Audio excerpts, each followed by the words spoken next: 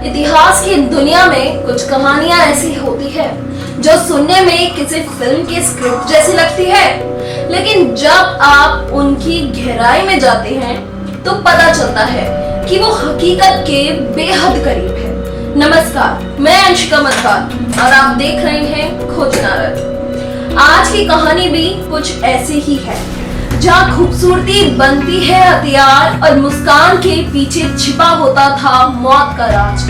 हम बात कर रहे हैं विष कन्याओं की, एक ऐसी रहस्यमय रणनीति जिसे अपनाया था महान कूटनीतिक आचार्य चाणक्य ने अपने शिष्य चंद्रगुप्त मौर्य को सम्राट बनाने के लिए।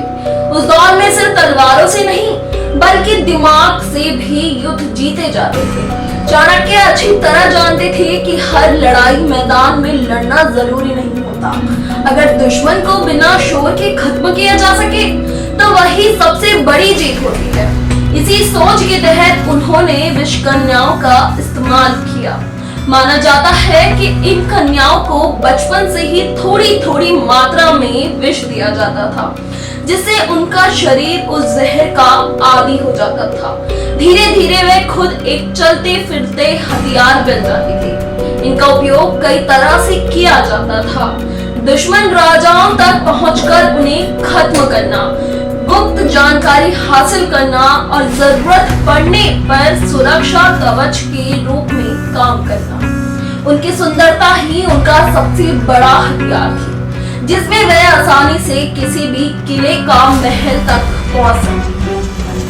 हालांकि इतिहासकार मानते हैं कि विष कन्याओं की कहानी में कुछ हद तक लोक कथाओं का भी असर है, लेकिन ये भी सच है कि चाणक्य की रणनीतियां अपने समय से कहीं आगे थी, जहाँ युद्ध सिर्फ बल से नहीं बल्कि बुद्धि और चाल से जीते जाते थे। तो सोचिए, अगर उस दौर में जब एक मुस्कान ही हथियार हो सकती थी, तब युद्ध कितना खतरनाक और रहस्यमय रहा होगा।